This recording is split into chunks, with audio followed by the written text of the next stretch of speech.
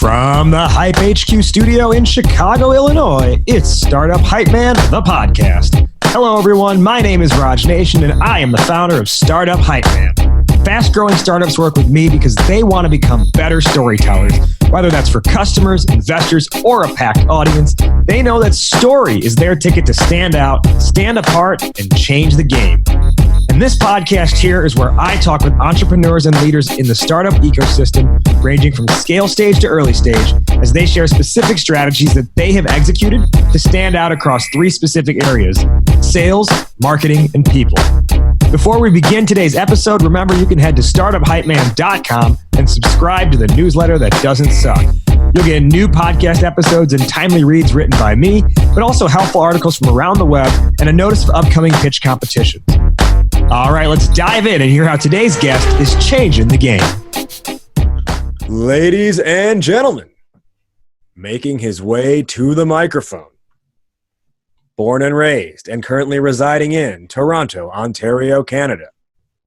He is the founder and chief sales scientist at Cerebral, as well as the author of the best-selling book, Sell the Way You Buy. Please welcome David Priemer!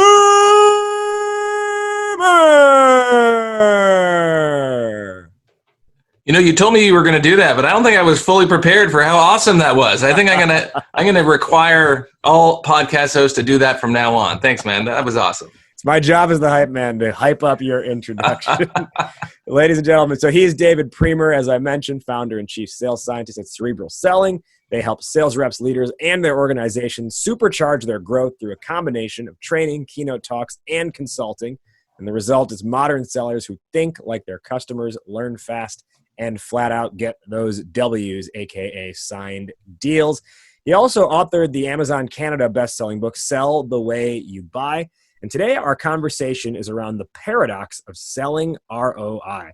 David, welcome to the show, and let our listeners know why this topic of paradox of ROI selling is on your mind and why it's important to you. Oh, yeah. Well, look, so thanks for having me here. And yeah, this idea, when we go out and we try to, convert customers and try to convince them that our solution is the best, part of the problem, the challenge is that we are told and conditioned by our leaders to go out and sell value. They say, go out and sell value, sell value. And really what they mean is sell ROI. Like, go tell the customer that if they spend this money with us, they'd be silly not, in fact, to spend this money with us, because if they do, they're either going to make more money or they're going to save more money than what they're spending. And so they're really saying, like, sell ROI. But the reality is, when you actually inspect how people actually make purchasing decisions, we don't make purchasing decisions strictly and solely based on ROI. In fact, we make decisions mostly based on feelings. And that's what I refer to as the paradox of ROI, is that we think oftentimes, oh yeah, we're just selling we're selling value in terms of business value, but that's actually not what people are buying. So that's why it's so important, because it's such a pervasive issue. This is a topic that is near and dear to my heart, and we are going to dive deeper into that in a moment. But first, let's learn a little bit more about David the Man, not to be confused with the music artist Portugal the Man. I don't think anyone's going to be confused, but that's okay.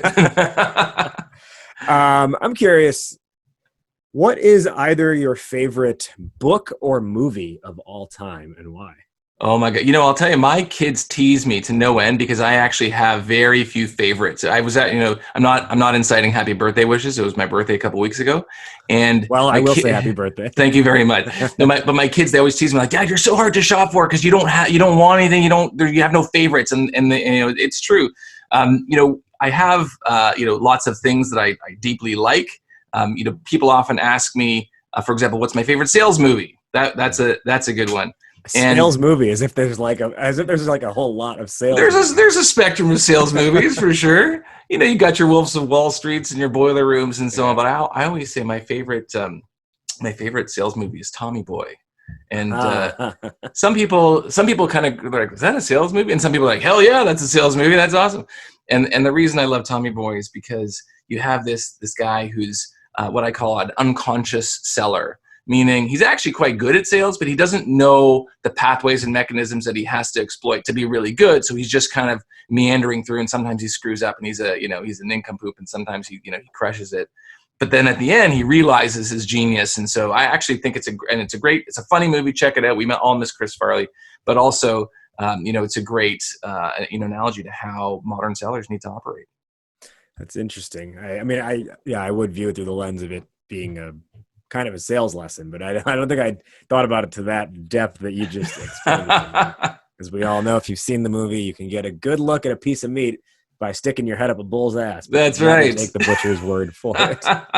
And I'll tell you, just for if you want a quick book plug, one of my favorite books is Dan Pink's To Sell Is Human. Mm-hmm. I think he does an awesome. I'm a big Dan Pink fan, but I think he does an awesome job of synthesizing the world of sales because he's not a salesperson, although he does a fantastic job of sourcing tons of sales insights and data and describing how just normal everyday people, while not in official sales roles, find themselves in selling situations all the time and kind of what general society thinks about that.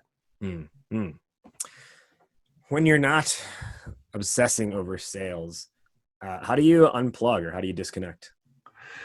Well, that's a problem, Raj. I mean, I got to tell you, so I've been doing this for 20 years. I'm a startup guy and it's kind of fun. So I do things, for fun. But I love what I do. I spend a lot of time thinking and operating on my business and just kind of, this whole mindset of modern selling. But, I'm a good Canadian boy. So I played hockey for about 40 years. Stopped a few years ago just because my kids' activities took over. But I love to play hockey. I love to cook.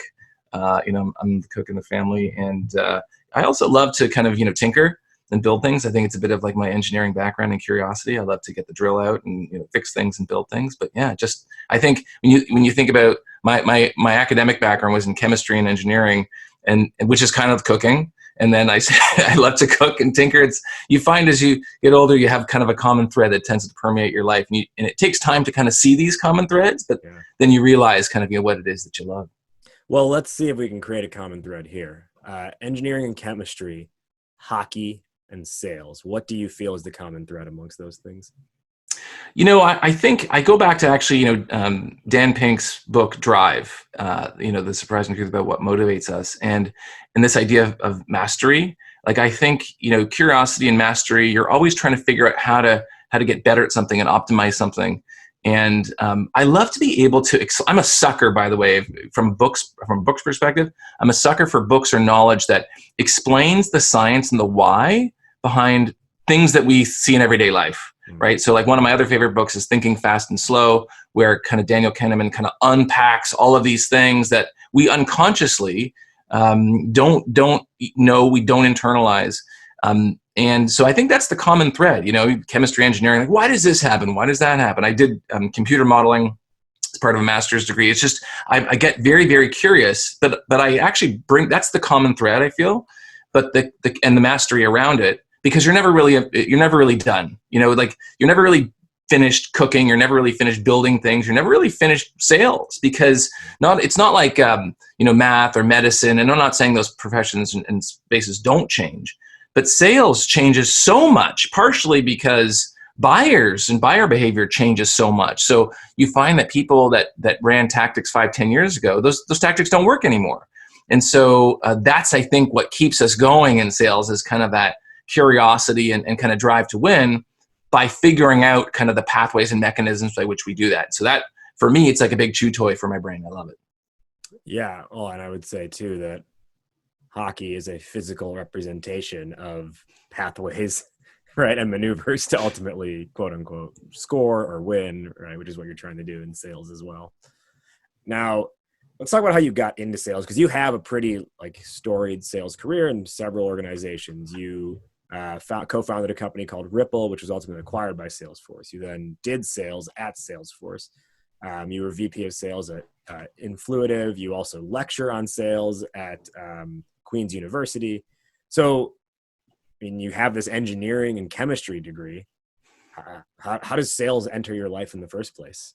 Doesn't that seem like a natural transition to you, Raj? I don't know. Just, doesn't everyone do that? No, I will say, though, a previous company I worked at, the chief revenue officer who was brought in while I was there was also an engineering major in college, and then ended up being at Oracle and stuff, and had a long sales career. So there's clearly some direct link here that more than one person has made, and I want to know how did it come about?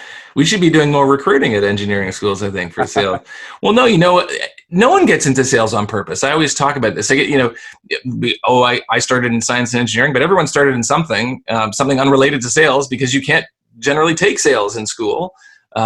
in part of the beauty and the challenge with sales is that there's such a low bar. There's no qualifications. I'm grateful now, actually, some schools are starting to teach it. I think in my book, I talk about how 4,000 universities in the U.S. have business programs, but only about 100 or so, this was a year or two ago, had anything to do with sales. So we don't teach it. I got into sales at the turn of the dot-com boom. So 1999, 2000, I was finishing up my graduate work here at the University of Toronto. And part of the catalyst was, as you're trying to think about, like, what are you going to do like after this? Is this what I'm going to do? I'm going to be in academia? Is that what I'm going to do? You kind of start looking for clues in what other people are doing. And I remember there was an engineering grad that came back for like a career fair talk. And I remember he was working at McKinsey Consulting at the time. And I was like, oh my gosh, this is cool. I didn't even know you can go into business from sales. Like, that's really interesting. And so it kind of piqued my curiosity into getting more into the kind of the business side of things. And I ended up actually interviewing at a bunch of companies, got a job at IBM as a sales engineer. And I got this job about 8 months before I was scheduled to graduate. So I was just kind of coasting to the finish line. And a few weeks before I was supposed to start my job at IBM, I got hooked up with this young entrepreneur who was helping start a startup in Toronto. There's about 20 people there at the time. And I'm like, oh, this is 99, 2000. The dot-com boom thing is happening. I'm like, you know what? Maybe I should just do this instead. I was 25. I'm like, okay, like what do I have to lose? So I did. I said, no thanks, IBM. I joined this startup as a sales engineer. So I was doing, shout out also to all the sales engineers out there. I think it's a hugely, underappreciated entry point into the sales profession, because oftentimes people think, oh, I got to be a BDR, SDR, and that's great. But you can, I started my career as a sales engineer, doing demos and custom coding and config and being in front of customers and seeing how this, because we were partnered with sales reps. It was an enterprise sales game. So seeing how the sales reps executed. So that's where I got hooked. And that business, I learned a ton. We grew it to a $100 million business and 700 people over the course of the next several years. We IPO'd, we got acquired. And that's where I kind of got the sales bug. And actually for the first 8 years of my career, I was a sales engineer and led sales engineering teams. That was my entree to sales from more of the technical side. So super grateful for that intro. And I'm a huge startup advocate. I've obviously worked at big companies. Shout out to my Salesforce friends, but I love startups and all of the awesome things that you learn. Kind of fighting your way out of the bear pit is what I call it. So that's how I got my start. Let's talk about the creation of Cerebral Selling and the decision to write your book, Sell the Way You Buy. So you've been running Cerebral Selling now for about 2.5 years. Your book came out in the last year. So what made you have the decision to say, I'm going to stop doing this at a company and I'm going to actually build my own company around training these things? And by the way, I'm going to write a book too. Well, it started a while back. It wasn't just a split second decision. I said, okay, I'm just going to pivot and do this instead. Back at Salesforce, the great thing about Salesforce, when I joined them, there were 6,000 employees there. And when I left, 5 years later, there were 24,000 employees. And now they're, a few years later, they're like 50,000 employees. And, one of the great things is when they bring entrepreneurs in from the outside, they want them to share, some of their insights and perspective, kind of having been on the entrepreneurial customer side. And I was a Salesforce customer many times before I started to work there. So when I was there, I started to write, and I started to, write blog posts, and I wrote for the Salesforce blog. And then, some of the content ended up getting picked up by like Forbes and Entrepreneur. I'm like, oh, like this is kind of cool. And then my leadership team encouraged me. I was running small business sales for the Eastern US at Salesforce, but my leadership team encouraged me. They said, you should be doing like more of this kind of helping and training and bringing the outside perspective. So I did that kind of as a little side hustle, and started, creating these programs, internally and both for customers. And then I left Salesforce after 5 years to be VP of sales at another company, but I kept doing those other things. I kept writing, and I kept, kind of running these little side programs for my teams. And then what I realized was that I had all this content and no home for it. Like I didn't have my own website or blog or anything like that. My content was all over the place. And I said, well, this is dumb, because when my friend Raj calls me up and says, hey, David, can you lay some stuff on me? I'm like, okay, well, I got to send you like 1 million links. I'm like, this is stupid. So I said, I'm just going to create my own website. And so, I go onto GoDaddy and I'm like, okay, let me register for a website. And like, what should I call it? And it was literally just one night. I kind of just thought of the name Cerebral Selling, something selling. Everyone calls it something selling. And because of my science and engineering background, I like to think a lot I'm a bit of an introvert. Someone called me Cerebral once, and it kind of stuck. So I'm like, oh, Cerebral selling. And then the URL was available, and boom, there you went. So what happened was I just took all my content, shoved it on Cerebral selling, and it just started as my website just to have content. And I would write there as I was doing my VP job at this other company. And it was great. It was helpful to my team members, to the community, and people started to subscribe. And I'm like, oh, okay, people are subscribing now. This is going to be a thing. And then I just said, you know what? What am I doing? Like, what's the thing that I love to do most in the world that I'm doing for free off to the side because out of the goodness of my heart, because I love it so much, and people are digging it, right? And so I said, what if this was my business? And so I made the switch, and people say, was that hard? Like, you're leaving a VP of sales job to kind of do your own solo venture, and it's kind of training and consulting. And I say no, like, I never for a second regretted it. I felt empowered and passionate about what I was doing even before I started. So it was the most natural of transitions. But you asked about the book, and part of the challenge is when you're like one guy, like, what can one guy do, right? Like, I don't have a team, I don't have any staff, and my goal was never to have my logo on a building somewhere and make this a big thing per se. But I needed to achieve scale. And so the blog lets me do that. And I started my YouTube channel. And so my YouTube channel, tons of 2-3 minute videos. And you don't have to register for any of this stuff. I give all this stuff away for free. But the book, for me, because I had read so many awesome sales books, and because I felt this is an awesome way of helping achieve scale, and having a great reinforcement for my training after I leave, because some people, they don't read blogs or do videos, but they love books. And this was kind of like a bucket list thing. I'm like, I want to write a book. So every year I have a goal, and this was my goal for kind of 2019. So I started in early 2019 writing the book, and finally published in April 2020. But that was the thing. It was a bucket list thing, a way of achieving scale, getting the message out there, connecting with a new audience, and just kind of being proud of how we can pull all of this, these hopefully helpful insights and content together to change the world of modern selling. Let's dive into the book then. Oh, by the way, it's funny you said people started naturally saying you're cerebral. Maybe you are a pro wrestler, because the nickname for the pro wrestler Triple H is the Cerebral Assassin. So that's awesome. Cerebral Seller would totally be your wrestling name. Yeah. Okay, so in the book, you have this whole chapter specifically on the paradox of ROI, and that's our topic for today, is paradox of selling ROI. Let's start here then. Why do you think the natural default for salespeople is to prove ROI to the potential customer? Yeah, I think there's a lot of default behaviors that salespeople have. And part of the motivation of kind of why I started my business and why I started writing was that default behavior. This idea that we don't get trained. I start off the book talking about, I call the first chapter is called the Cobra Kai paradox, which I sense you might be a Karate Kid fan. I don't know.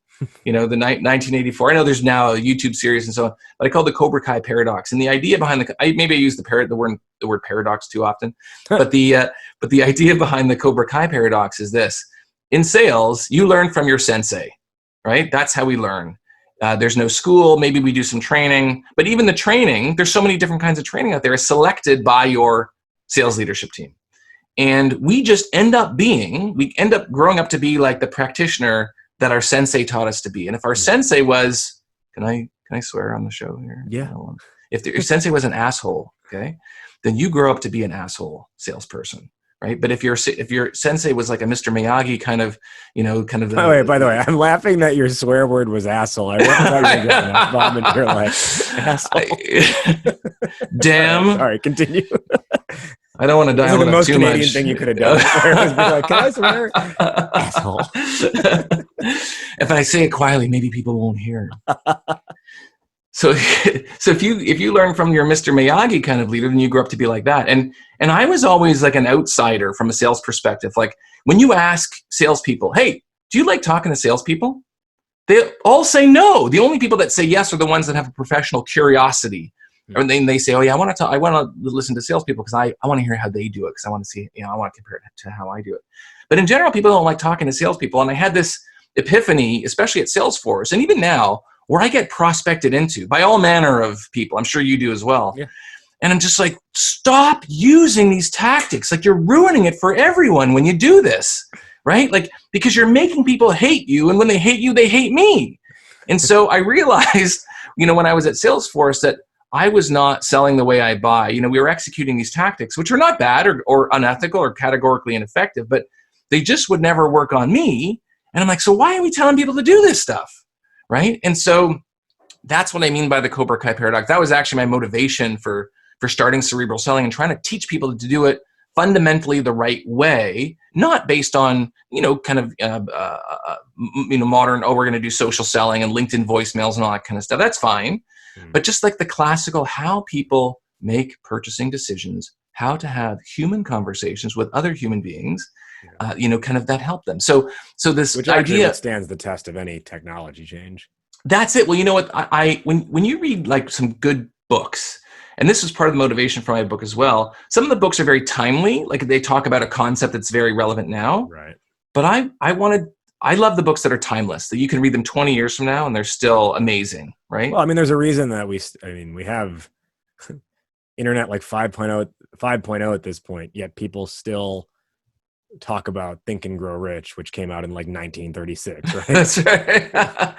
It's true. So I love these kind of timeless principles. And so back to like the paradox of ROI, why are people conditioned to sell ROI? Well, look, it's not a bad tactic. Hey, look, if I'm appealing to your reasonable mind and you're in a reasonable kind of, mindset, and hey, look, you're going to spend this money with them. You're going to make this money back. Like, it's an investment. It's no big deal. But we all know that like, that's not necessarily how people buy, because people value all sorts of different things. Like, I could say, look, if you spend money on insurance and you die, then you're going to get this money back. And you have to decide whether or not that's worthwhile.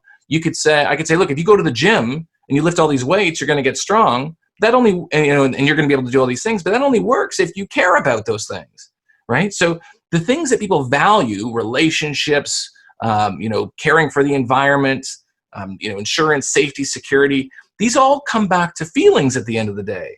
And so that's the idea behind the paradox of ROI. It's not that ROI is bad, it's that it's incomplete as a message to send to people. Because I guarantee if I lined up 10 vendors right now and said, like, what's your ROI? What's the ROI of your solution? They all have one. There's a story, but it all comes down to, is it aligned with what I want? And do I believe that I can achieve that ROI, right? And so that's what we just do it because we're taught that way, but it's insufficient today to convert modern buyers. You mentioned there are salespeople out there like ruining it for the rest of us. That happens to me probably almost every week, where I get like a really bad email, or one time actually it was a service I was considering purchasing. Ultimately I decided not to. And like the response email I got it was just like that classic like sleaze tactic where it was, they said in response, could you please tell me why you're not interested in saving X% on, and I'm like, are you fucking kidding me? You swore just now, Raj. I just want to point that out. Yeah. Like a real swear word, not like my Canadian swearing. Okay. So then when we think about the science behind this, so let's say I'm the seller here and I'm trying to explain the value of my product to you through the lens of ROI. And I'm telling you like, oh, it's going to be great. Your production costs are going to go down 20%. You're going to be, 35% more efficient. Long-term, you should see about, even a 15% increase in revenue at the end of the day. What's happening in your brain as I talk to you like that? So I'm questioning all these assumptions, so where are you getting this data from? Is this applicable to me? Are you telling me this because this is what your best customers experience? Will I experience all of these things? How much of this is realistic? Is this a pitch?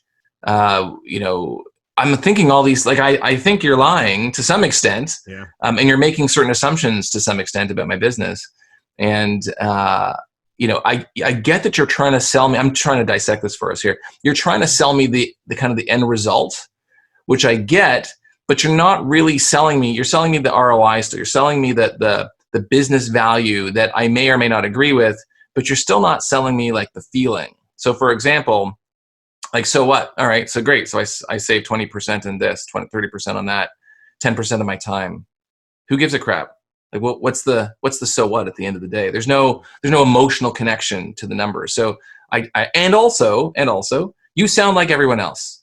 Everyone says that, right? It's 20% this, 30% that. So I immediately, and here's the thing: as a salesperson, you might be like fresh out of boot camp, and you're like, oh my gosh, my sales leaders told me to sell this stuff, and it's not working. I don't get it.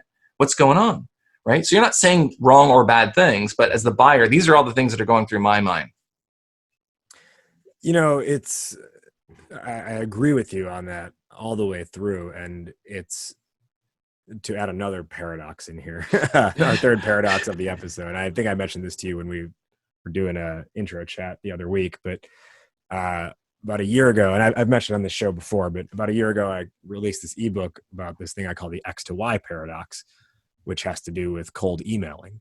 And what you'll see a lot of people do in their cold emails is they'll drop their like best customer example in the email. We help so-and-so achieve 50% revenue gains or whatever it might be. Some like really good example. And it's not that they didn't do it, like it did happen. The challenge is that, as I see it, the person you're reaching out to who doesn't even know you yet is in a current state of X, right? The letter X. By giving them your best example, you have shown them a state of Y, like a future state, right? But they don't know you yet. And so they kind of like being in their state of X. And so when you give them a state of Y with the 50% revenue gain or whatever that might be, it's just too far of a leap for them because they kind of like where they are today. And so my advice, I'm basically summarizing, 20 pages here into a couple sentences, but is to deliver an X plus 1. So incremental gain that is more associated with feeling than anything else. So you can use a number, but in the context of first introducing how someone responded to it, or hey, so-and-so said it's been really helpful, for their organization. It said it's made life a lot easier, and it's also led to, and then just say some incremental gain that the person can wrap their head around. Because similar to this ROI thing, my layman's terms way of saying it is, you trigger the yeah, but brain, yeah, comma, but, where just as you were saying how you were kind of innately reacting before, the brain kind of goes into this either like one of two responses. Yeah, but what data did you fudge to make this sound good? Or you rationalize why your case is unique and yeah, but we operate this way, so that wouldn't work for us, right? It's just when it's too good to be true, or it sounds too good to be true, the person is going to think it is too good to be true and not even want to respond or engage in an email or take the meeting. And that's what I think you're saying not only exists in the upfront, but even like as the sales process moves along. Is that accurate? Yeah, back to this idea that ROI needs to be believable to have an impact. So if you start throwing out all these platitudes, and by the way, I'm not saying you shouldn't talk about that 50% leap customer, and you might have those customers on your website, right? And those things are not bad, but from a customer's perspective, they only serve to kind of get me to lean in and say, all right, this is interesting. Tell me more, hopefully. And you are in a position, and here's the other problem, that salespeople, when you're crafting these ROI, some people, here's the thing, you go out and you tell your customer, okay, you can achieve this 50% gain. But in the back of your mind, you know that not all of your customers are going to achieve that gain, right? That might be your best customer story in one instance, right? And then as you hear maybe sometimes stories of customers that were not so successful with your solution, you become a little bit emotionally encumbered. You're like, hold on, it's like, now I'm going out talking about this 50% thing. I know some customers aren't super successful. And then people can actually tell in your voice that you don't believe in what you're saying, right?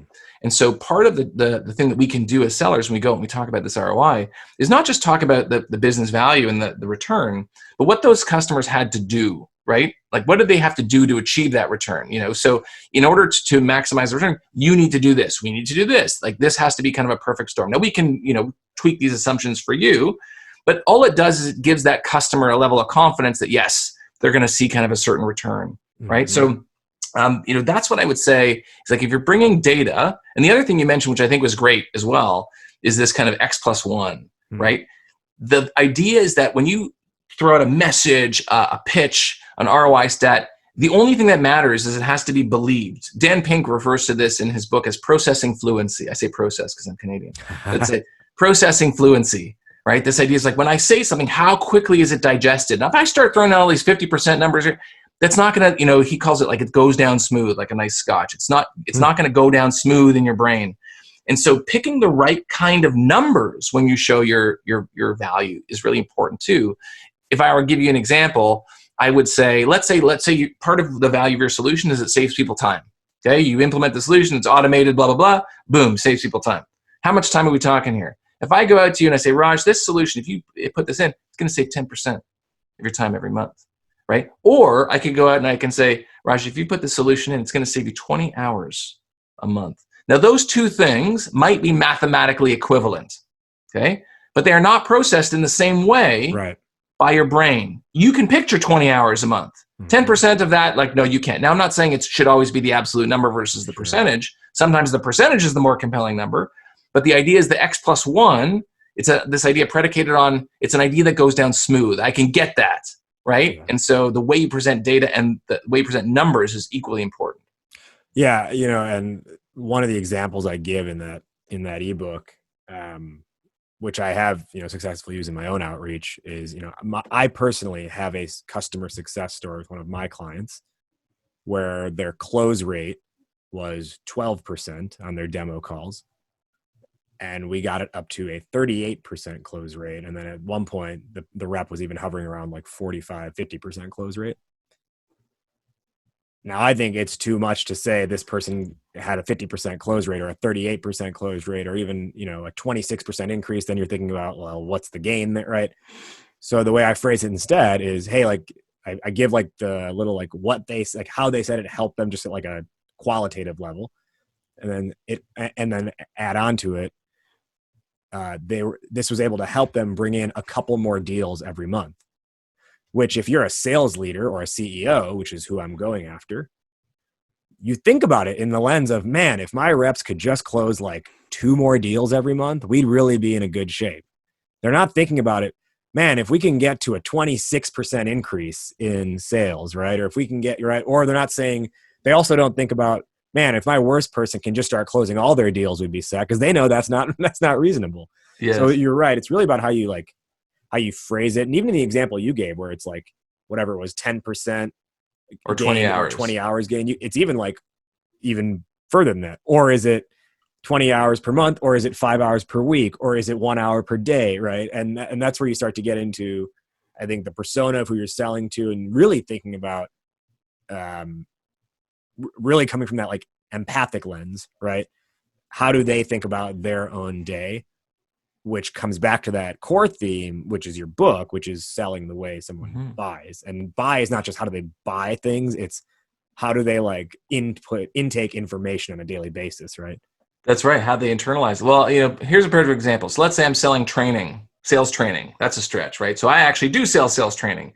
So the question is, when someone buys my sales training, what are they buying? Like what is there? Is it the ROI of sales training? Because sales training, is not the least expensive thing you can buy.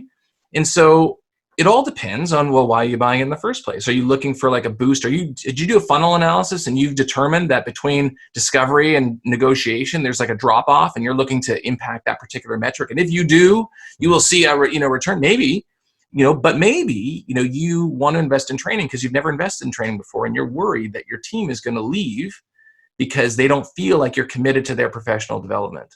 Right? So, or it could be that your team seems to lack a certain degree of confidence in their sales execution, right? They feel emotionally encumbered. And this is actually very true with young sellers. And I saw this all the time when I was at Salesforce. You have these young sellers who are super awesome, enthusiastic, and you go out and you give them these Cobra Kai tactics, and they feel emotionally encumbered. They start calling on senior level decision makers, and they have fear in their voice, okay? And they get their ass handed to them on these sales calls.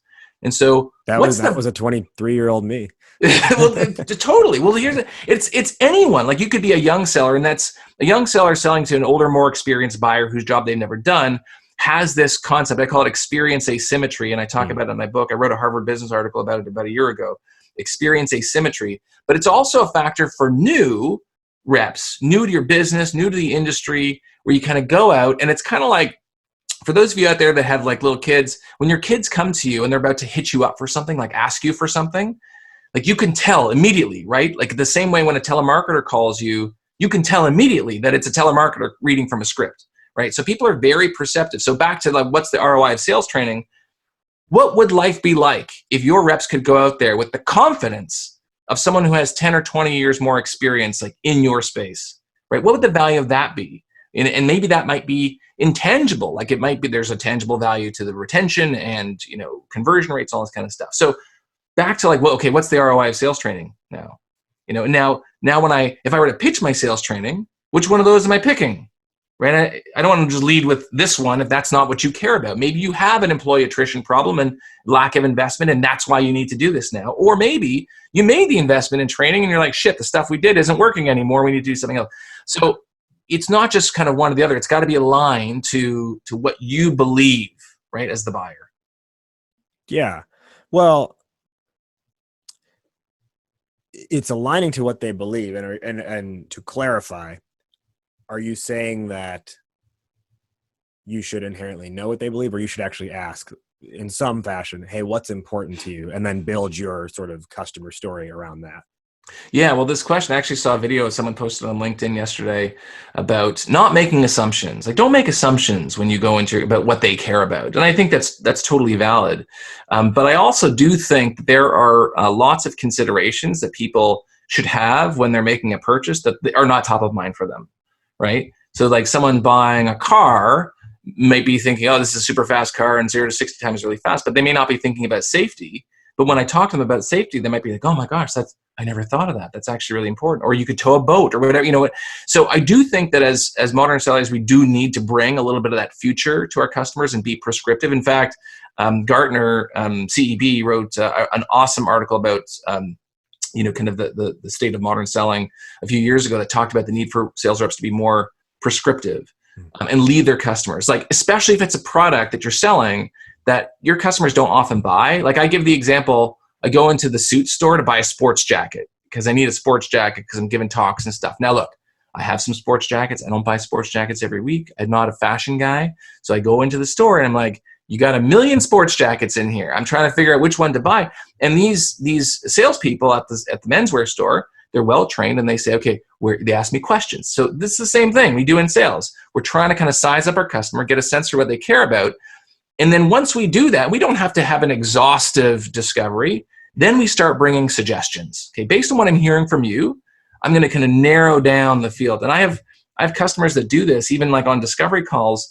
They'll say, for example, what are you using today, like, to solve this problem? And based on the answer, if it's A, I go down this line of discussion. If it's B, I go down this line of discussion. So I have to do a little bit of discovery, but also I think our customers are relying on us to some extent to make suggestions about things that they don't focus on every day. Like, that's our job as sellers. Otherwise, why don't we just throw everything on a website and let people discover it on their own? Right.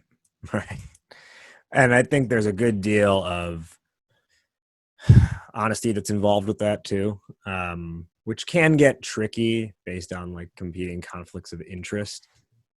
But I would always say it's better to be honest and make a little bit less money than to lie and make more money, because it probably is going to come back to you in some very bad way pretty quickly. Well, for sure. Like, think about it as a seller. One of the questions I ask is, like, did you ever sell your product to a customer when maybe after the fact you realize you probably shouldn't have sold it to them? Like, they're a bad customer, right? It's not that they weren't willing to buy. Do you get a response on that they're like people generally say, yeah, that's happened before? Absolutely. 100% of the time. And I say, okay, so it kind of goes back to this idea of, like, who are we for? Like, who's one of our, who's a good customer for us? And then I said, who's a bad customer? Who should we actually not be selling to? And I say not be selling. They're willing to buy from us. They're willing to give us money, but we shouldn't really be selling to them. And they all have suggestions. And I say, okay, great. what happens when we sell a product to someone who we shouldn't be selling it to, even though if they're happy to give us money, right? And they start saying, well, they're not happy. They call our support team. They gum up our whole process. We bring them into our kind of product roadmap, and they start making stupid suggestions for future development. And even worse, if that is a big influential customer, we start our product roadmap starts meandering, and we start building things that are not good for the rest of our customer base, and we get pulled further off course. So it's not just back to this, science of emotions. Salespeople are motivated to hit their number, and they want that big commission check. But this realization, like, what happens if we sell to the wrong customers? What happens? And ultimately, how does it come back to bite us? And every salesperson has those stories. A different way to look at that at an organizational level is, I like to think of that as there's good money and bad money. You want good money. Good money informs the next dollar you should be making. Bad money either doesn't lead to your next dollar, or it actually takes away from the next good dollar you should be making. And it really comes down to, like, what, as you said, good customer, bad customer, right? Because it's like, could you make money off this? Yes. But do you want to keep making money off of a customer like that? If the answer is no, then why even get started down that path and then have to build out a whole new, like, revenue projection for stuff that you don't even want to be doing? Totally. I mean, look, you can't be oblivious. Sometimes your customers do pull you in a good direction, right? Something that's aligned with your mission. But yeah, you don't want those bad fit customers. They just do come back to bite you. I think my message to sellers and their leaders would be, fortunately or unfortunately, a lot of times sellers are incentivized by their comp plans to bring on whatever customers we can. Right now, some more enlightened organizations will have, like, clawbacks if the customer churns, or you have a rep who's responsible for a certain territory and maintaining the revenue of that territory. So if they bring on a bad fit customer, it's kind of on them. So there's lots of things that people can do to build in kind of protections into their comp plans, which I recommend that you do, especially if you're a growth company, because you don't want to have those bad fit customers. They're bad for all sorts. They're not bad people, by the way, but they're bad for all sorts of reasons, right? And keeping focused is really important. And it also lets you sell with more conviction if you deal with a consistent set of customers all the time. Before I forget, on today's episode, I want to take a quick step aside here and talk about a new partner of the show in Sales Hacker. If you're a longtime listener of this show, and we do a lot more conversations that are, generally speaking, sales or marketing based, like today with David. And a lot of the companies we'll feature have a B2B lens to them. So that's why I really like having Sales Hacker as a partner of Startup Hype Man, the podcast. If you're not familiar with them, they are the world's smartest community for forward-thinking B2B professionals. There's 135,000 members deep. So that means if you are a CEO, the head of sales, or a sales rep, or anywhere in between, Sales Hacker is going to help you get better at your job with podcasts, articles, webinars, and research from actual sales experts and practitioners, including moi, amongst many others. And on top of that, they also just released a brand new community feature to their website. So now, instead of it being passive content consumption, you can actually get involved in conversations on the site, start your own discussions. For example, I was just on the site the other week, and someone posed a question about what's the best way to break the ice with someone through LinkedIn messaging. And there was like hundreds of responses to that. It was really cool to see. Of course, I chimed in and said, well, I just send people this video of me rapping the Fresh Prince, but about Startup Hype Man. And that seems to work pretty well in breaking the ice. In any case, all that conversation that we had happened on Sales Hacker. So check them out. The brand new Sales Hacker is at www.saleshacker.com. You can get the articles, the podcast, the research, and the full-on community discussions now at saleshacker.com. Today on Startup Hype Man, the podcast, we are talking with David Priemer, the founder of Cerebral Selling and the author of Sell the Way You Buy. We're talking about the paradox of selling ROI, which is a big theme in his book. We've talked a lot. We had a really good conversation thus far. David, what I want to still ask you about is essentially when you're in the moment with someone, naturally they are so I guess it's one thing to say, like, if they say this, you know, you're going to go down this track, right? Your track A, your talk track A, B, and C. If they say, you know, this is our issue or this is a product we're looking for.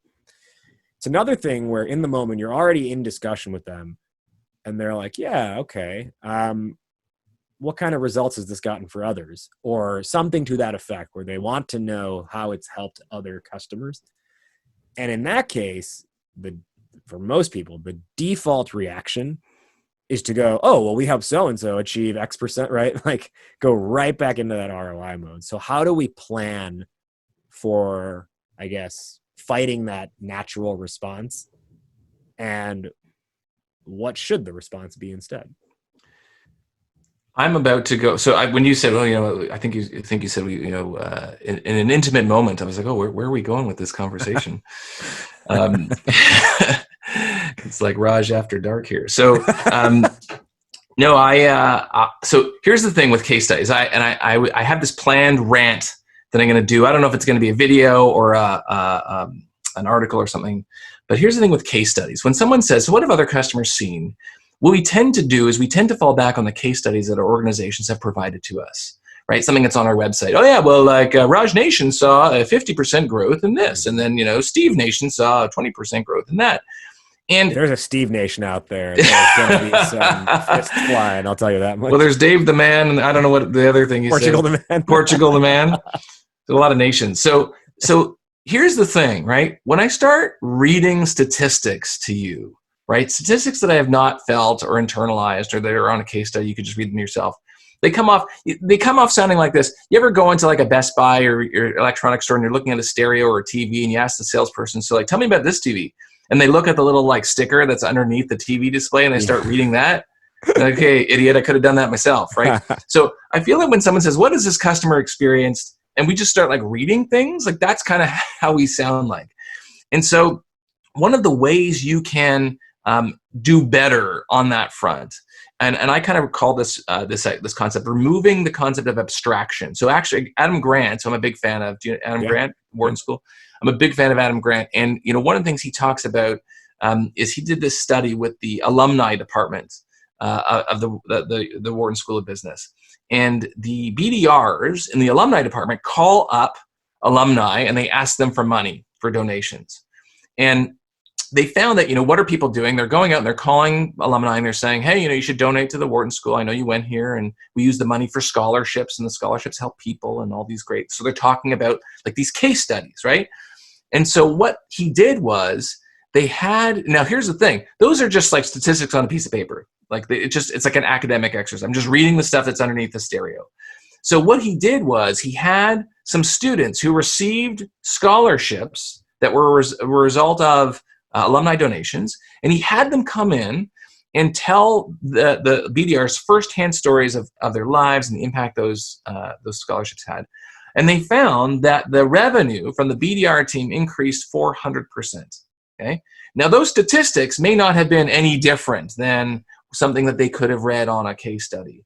But the fact, this idea of abstraction is kind of this mental barrier that we put between concepts. It's why we don't give money to starving children in Africa, because we say, oh, like that's happening over there. It's like, I don't know, it's like it's out of sight. Even, you know, we look at the pandemic, and I'm not saying maybe you do give to starving children in Africa, and that's awesome.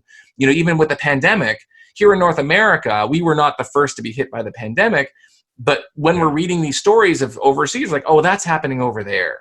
Right. I even often say that's one of the main issues with Chicago and the gun violence here is people are like, it's on the south side. It's only like 3 miles away, but people are like, oh, it's happening on the south side. So they don't bother to, you know, pay attention to it. That's right. It's not good, but that's kind of the reality of the situation. Abstraction. But that's, as human beings, we have to do that, because if we subjected ourselves to all the pains of the entire world, like we couldn't survive. Like that's how our brains keep us safe and moving forward. So this idea of abstraction, when we read a case study, and we have these statistics and we just recount them, we often do it with like less passion and conviction. But so here's the trick. If you're in sales, if you have some of your actual customers who have achieved this ROI or any benefit come back to you and tell you a story. I have one of my clients, I tell this story all the time.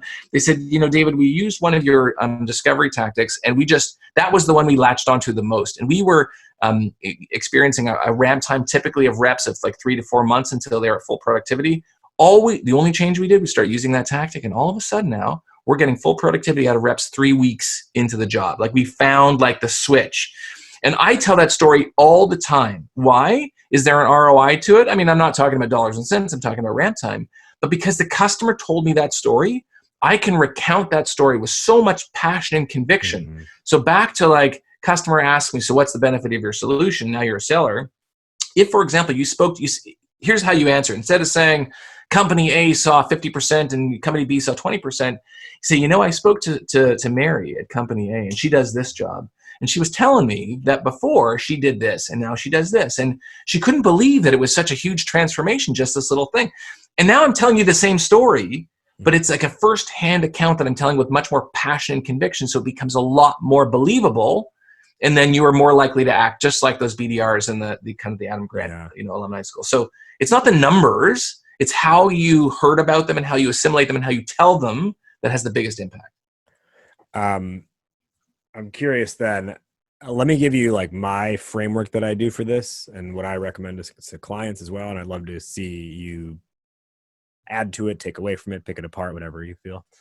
So I always think, or not always, but the general framework I like to work from when explaining a customer success story is start with the qualitative. Well, start with why this person you're talking to reminds you of someone else, and then go into the qualitative result they got. So like the feelings result. From there, dial it back to number 3, which is where were they originally? Next is, so what did you do about it? Like what software did they buy? Like, etc.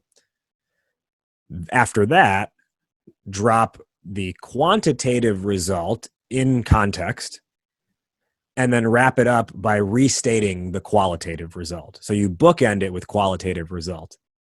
Now in that framework, so relate to why that buyer reminds you of the other person, qualitative, quantitative, original state, what you did, results, quantitative, back to qualitative.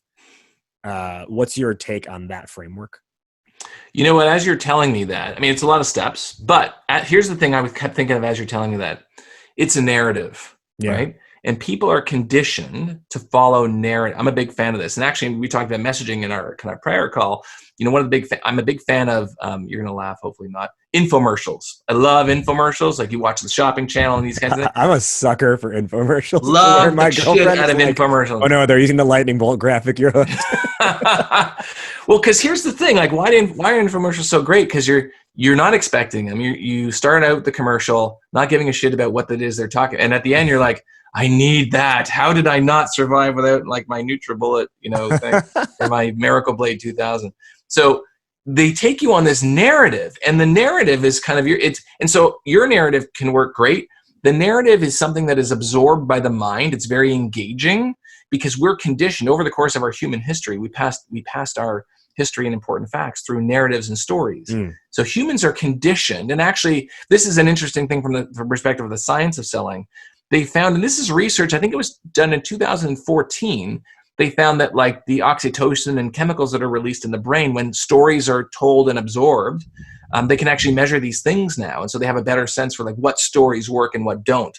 So the arc of a story, even if it's an infomercial or like a 5-second pitch or your narrative, it takes people on this journey. And if you hit the arc in the right way, then they're going to be entrenched. It's the same way when you watch like Star Wars or a Pixar movie. You're like, this is awesome, right? When you watch a story that kind of has a meandering kind of tale, it just doesn't have the same impact. So I love kind of formulaic approaches as long as it's something that people can, like human beings can actually, do and articulate. Because in your example of like X to Y, oftentimes in a lot of sales systems, they say, talk about the customer's future state. Talk about they're here, you want to move them to there, here's what there looks like. I think that's great.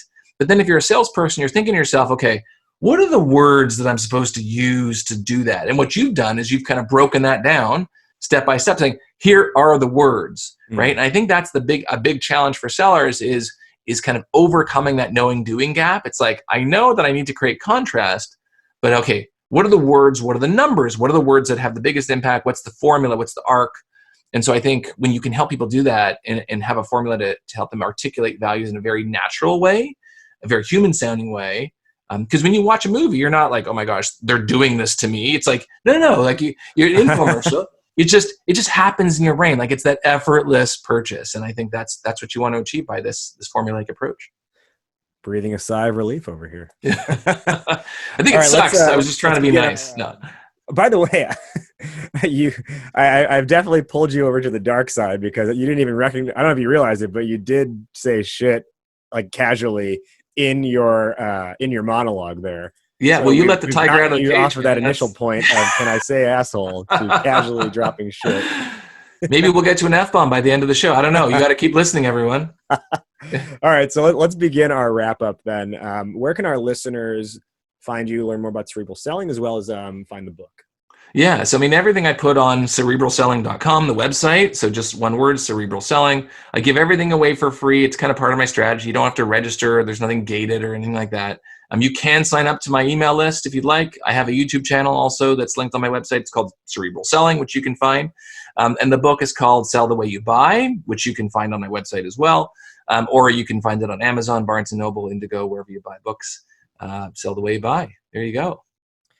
All right. Now to wrap up, we will each give our top 1 or 2 lessons or takeaways for the listeners based on today's discussion. The topic was the paradox of selling ROI. I'll go first and I'll toss it to you, David. Yeah. So to me, the big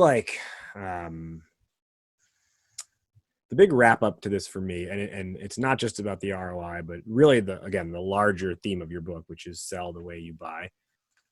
What I have realized more and more really over the last 6 months and especially 3 months is the value in actually being a buyer of something to understand how to be better at selling, which is what your book is about, right? Sell the way you buy. And I find the more I am in a position where I am the buyer, I'm like, I don't like how they did that. Or, oh, I wouldn't do it that way. Or I really like how they asked me that question, right? And I actually think more reps should get trained by not just learning how to sell, but actually, I don't know, give them like $100 stipend and they are tasked with having to like buy a piece of software or something on behalf of the company, or at least get pulled into a vendor discussion with maybe their sales leader. Because once you see those things, once you see how someone else is doing it and you're on the receiving end of it, very quickly you're like, oh my God, I do that too. And I really hate how that felt like. So I think just thematically, more sellers should put themselves in the position of being not a simulation, but an actual thing where you have to buy something. And then specifically to the ROI side of it, as I have been an advocate for a long time, and you've got science to back it up, is emotions and feelings prevail at the end of the day. Numbers don't mean shit if they don't have any meaning behind them. David, top 1 or 2 lessons or takeaways for the listeners. That's it. I think we're in agreement. This idea of sell the way you buy, the one thing I'll slightly disagree with you on in a lovely Canadian friendly kind of way is that I don't think we need to give people $100 stipends to buy things. I think you buy things all the time, and the same pathways that exist in those purchases. Like, if you like, for example, a simple question I ask people is I say, if I just asked you to write down everything you bought for lunch in the last month, and then I took that list and I showed it to your doctor, what percentage of the time would your doctor say that, Raj ate the best thing for him, calorically, food groups, portion size, right? And like you laugh, okay? And if I said, okay, great, you went on vacation, and I believe that you believe there's an ROI to going on vacation, but why did you go there? Couldn't you have gone to this other place? Like, what was the ROI of that? Or you spring for the business class upgrade on your trip to Paris, even though you don't have the money because you're like, oh man, that would be awesome, business class. So I believe we make these decisions every day on the micro and macro level. And if you just step back and inspect that kind of the pathways and mechanisms by which you made that decision, and whether or not that decision was the best one for you, how you reconcile the value of it, you will come to the conclusion, right, that you need to do more of that. I'd say selling the way you buy, but sell the way you buy hopefully for everyone should just be like a catalyst to really dive down and inspect how you as a consumer make purchasing decisions of all sizes, because it absolutely translates, because at the end of the day, purchasing decisions are mostly made by human beings and we all are subject to the same forces. So sell the way you buy, just be super curious, keep learning, and look for clues in life around you to help inform your selling motion. My final question, which is how I finish every episode, fill in the blank. Entrepreneurship is blank. The first thing that came to, if I'm doing the word association, I said fun. I think it's just fun. So much learning, so much winning and losing. It's a roller coaster. Life is short. There's so much fun to be had. I have fun by learning. I think people, by learning and progressing, I think most of us do. So I said, the first thing was fun. And then now I think about it, it's like, oh, but it's tough, but no, it's fun. I'm a huge fan of entrepreneurship. It's tough, but oh man, what a ride. It's awesome. Entrepreneurship is fun, parentheses, but also tough. But also tough. Maybe rewarding. Maybe that's what it should be, right? But no, I'll stick with fun. Sticking with fun. Shit. All right. Now How emphatic curse. Yeah. He is David Priemer. Go pick up his book, Sell the Way You Buy, on Amazon or any bookstore if you find yourself walking into bookstores these days. David, thank you so much for joining us today on this episode of Startup Hype Man, the podcast. Oh, my pleasure, Ross. Thanks so much for having me. It's awesome. That wraps up today's conversation. Did you like what you heard? Startup Hype Man, the podcast, is available on every major platform, including Apple Podcasts, Spotify, Google Play, and more. So be sure to subscribe on your platform of choice and leave a rating and review. Do you want to be an upcoming guest on the show? Email media@startuphypeman.com with your idea, and my team will review.